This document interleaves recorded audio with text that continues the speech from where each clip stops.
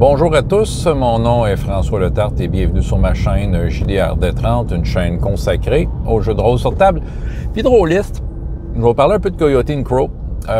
J'ai vraiment pas fini de lire ce livre-là, c'est un peu d'ailleurs le sujet d'aujourd'hui. Ça fait partie du sujet d'aujourd'hui. J'ai quand même lu un bon bout. Puis peut-être vous faire une mise à jour, puis comme une première impression du jeu, OK? Écoutez, je lis vraiment pas aussi vite que je voudrais. Je manque de temps pour lire. Fait que, tu sais, mon rythme de lecture est très décevant selon mes standards personnels. Mais, c'est ça, j'ai quand même, tu sais, disons que ma lecture principale, c'est pas mal ce livre-là. Je vous ai présenté ce jeu-là, voilà, une couple de vidéos. Pour ceux qui veulent voir à quoi ça ressemble, pour faire reculer une couple de vidéos dans le passé. Je l'avais reçu. Super beau livre, un Kickstarter, un superbe livre, là, en fait. Peut-être vous mettre dans le contexte pour ceux qui ne savent pas de quoi ça parle. En gros, le jeu de rôle met en scène des gens des Premières Nations dans un futur alternatif. OK? Les Premières Nations d'Amérique. Dans le fond, l'histoire est qu'il n'y a jamais eu d'Européens qui sont venus coloniser l'Amérique. Puis, il y a eu un genre de cataclysme, en fait, qui les a empêchés. Et la Terre est tombée dans un genre d'ère glaciaire, OK? Un autre ère glaciaire. Les peuples des Premières Nations, vous dire, malgré les difficultés puis le haut taux de mortalité, ont pu passer au travers les siècles, ont quand même survécu. Et là, le contexte dans lequel ça se passe, ça fait quand même un bon bout de temps qu'il y a eu une accalmie et que les différentes nations d'Amérique ont fait leur bout de chemin, étant ce qu'elles sont, dans le fond, sans avoir eu des Européens qui sont venus les coloniser. Et ils ont évolué en tant que société, puis ils ont développé leur propre technologie, puis voilà. Là, on vit comme un futur imaginé. Le livre est écrit par des gens de Premières Nations. En fait, je pense que c'était ça un début. C'est tous des gens qui font partie de différentes communautés à travers l'Amérique, autant au Canada qu'aux États-Unis, puis qui ont travaillé sur ce livre-là. Puis ils nous offrent comme une vision assez utopique d'un futur s'il n'y aurait pas eu d'Européens. L'idée est charmante quand même. Je trouvais ça super intéressant. C'est pour ça que j'ai acheté le Kickstarter. Quand j'ai présenté, je voyais qu'il y avait un certain engouement. Les gens m'en parlaient. Ils me disaient « j'aimerais ça l'essayer », tout ça. C'est sûr que moi aussi, j'aimerais ça l'essayer.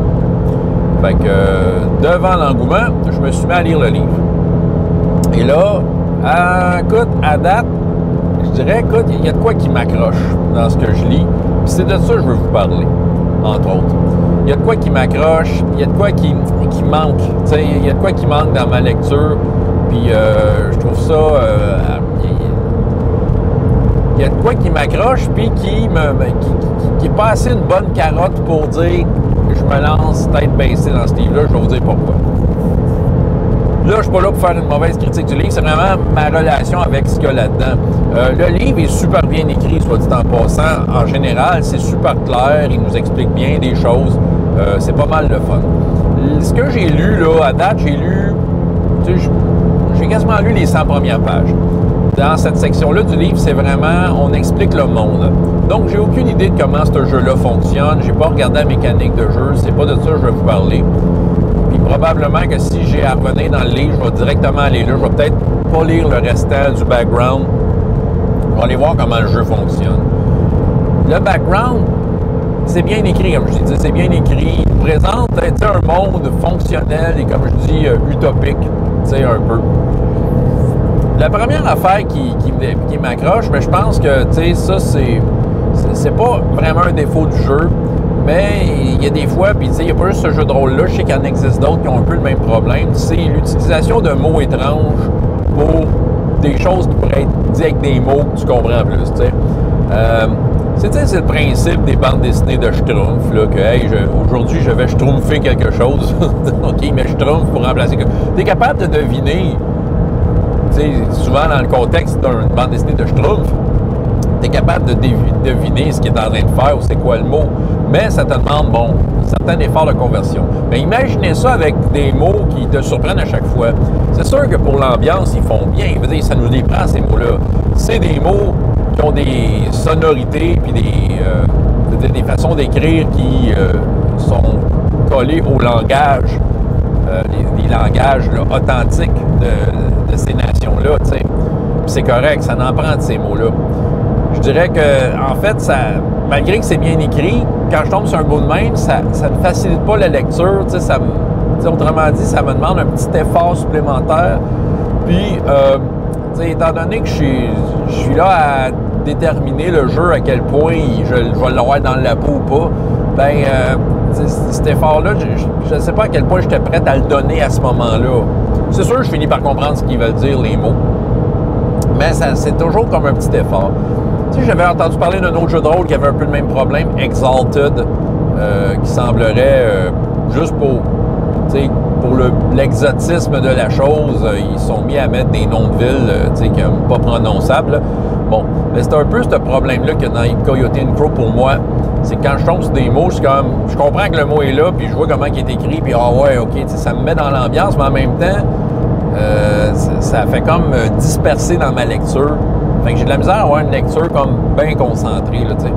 Fait que, tu sais, c'est ça. Fait que ça fait en sorte que c'est un peu plus difficile, ce qui fait que, tu sais, c'est pour ça que j'ai peut-être plus le goût de lâcher le background, j'en ai lu assez, puis de m'en aller plus dans la mécanique de jeu.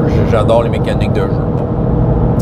L'autre affaire, écoute, le background est quand même intéressant. Ça t'explique, comme je disais, leur vision du futur, puis ils te parlent de tout, là. Ils te parlent de comment ça marche, la politique, l'économie, les tribus, comment c'est organisé, les familles, les relations de couple, qu'est-ce qu'ils mangent, c'est quoi leur loisir, leur sport. Tu sais, vraiment, ils te décrivent quand même, ils font vraiment une grosse vue d'ensemble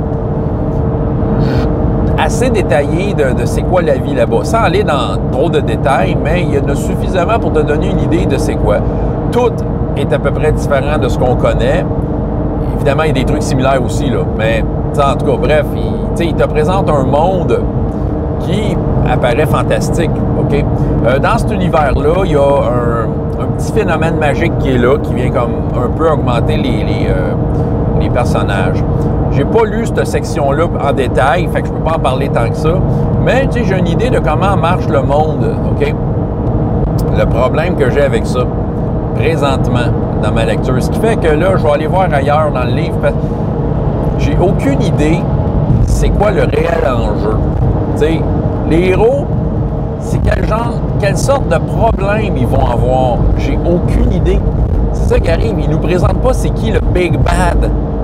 Tu sais, le Big Bad dans l'univers de Coyote & Crow.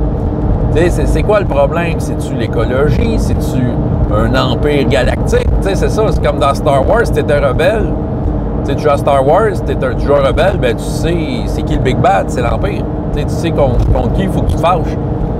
J'ai aucune raison de me fâcher contre rien dans ce livre-là. Je sens pas, le héros en moi ne sent pas l'appel de « OK, j'ai de quoi à faire, je peux changer le monde, je peux, tu sais, j'ai une cause à défendre, j'ai rien à défendre. » Parce qu'à date, ce que je lis, c'est une belle utopie. C'est une belle utopie. Oui, OK, tu peux potentiellement voir que, OK, entre des tribus, il peut y avoir des problèmes. Tu peux avoir, il y a l'utilisation de drogue, fait que, tu sais, il peut y avoir des problèmes avec ça. Il peut y avoir des animaux méchants. Il peut peut-être avoir des recherches spirituelles qui t'amènent dans des hautes sphères puis qui font en sorte que ça tourne mal.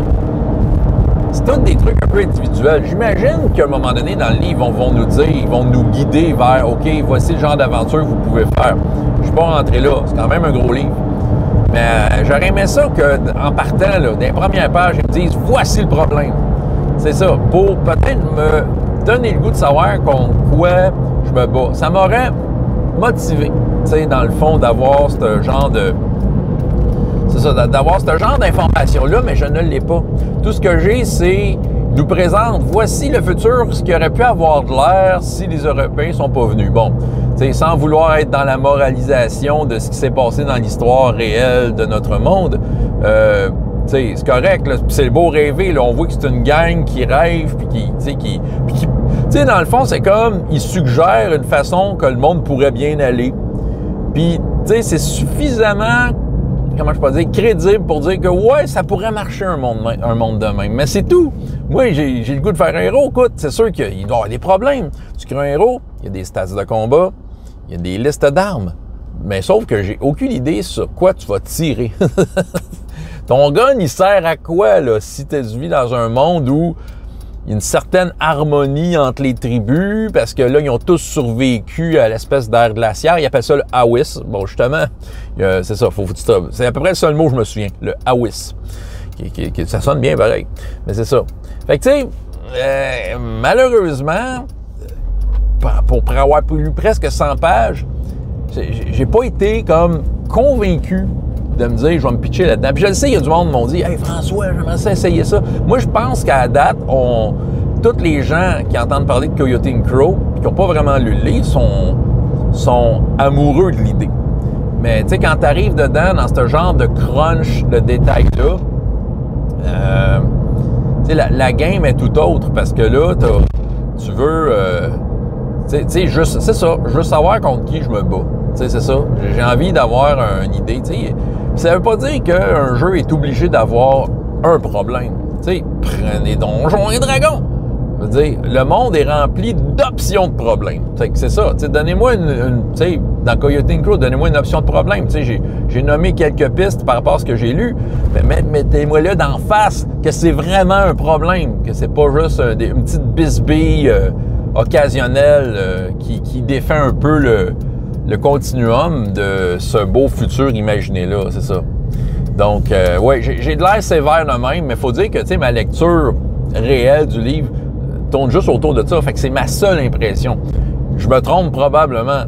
Il faudrait que j'aille voir plus loin dans le livre. Sauf que là, comme j'ai dit au début du vidéo, tu sais, mes lectures sont pas assez vite à mon goût, puis j'ai d'autres choses à lire. Tu sais, quand j'ai commencé Coyote and Crow, j'étais en train de lire, là, je diverge un peu, mais j'étais en train de lire La Frontière, qui est un jeu qui se passe sur une planète un peu cowboy avec des extraterrestres. Puis j'étais en train de lire ça, tu sais, c'était intéressant, sauf que là, tu sais, je me suis acheté Chronique oubliée, puis tu sais, je sais que je vais probablement l'utiliser beaucoup d'instants à venir, fait que, tu sais, je vais comme peut-être switcher sur la lecture de Chronique oubliée, qui... Là, la carotte, je suis motivé à lire ce livre-là, beaucoup, parce que je sais dans quoi je m'embarque un peu plus aussi, puis je sais quel genre de jeu que c'est, fait que tu sais, je vais comme, ça va probablement mieux passer pour une éponge. Tu sais, il faut dire que j'ai été gâté dans mes lectures de jeux de rôle ces derniers temps, étant donné que j'ai lu plusieurs livres du Grumpf, il m'en reste à lire, puis tu sais, ça c'est des lectures agréables pour moi, tu sais, c'est ça, c'est genre, même si je joue pas à ce jeu-là, même si je joue pas à ce jeu-là, tu sais, j'ai quand même le goût de le lire. Tu sais, c'est agréable à lire, c'est ça. Puis, tu sais, Coyote and Crow est agréable à lire, mais tu sais, pour les raisons que je vous ai dit là, il y a comme un... je vais peut-être le mettre de côté, y revenir plus tard, tu sais. J'ai quand même l'intention de le lire au complet. Tous mes livres de jeux de rôle que je garde, j'ai l'intention de tous les lire, tu sais. Je trouve ça important de lire puis de passer au travers, parce que là, je veux pas baser mon jugement juste sur les quelques pages, les quelques 100 pages que j'ai lues, tu sais. Il y a d'autres choses à lire dans le livre. En tout cas, mais ça me tentait de vous en parler, puis parler du sujet un peu, c'est ça, là, c'est quoi la motivation quand tu lis un jeu de rôle? Qu'est-ce que tu t'attends à voir? Puis c'est ça, puis Coyote and Crow, je m'aperçois, là, on dirait que ce livre-là m'enseigne de quoi sur mes propres attentes quand j'ai un jeu de rôle, mais j'ai envie de savoir, ben écoute, c'est sur qui je dois tirer, là. J'ai un gun dans les mains, là, et où la cible? Elle s'appelle comment? Voilà. François Letarte, JDR de 30, et jusqu'à la prochaine fois, il y a autant de plaisir dans la vie que dans les jeux. Au revoir.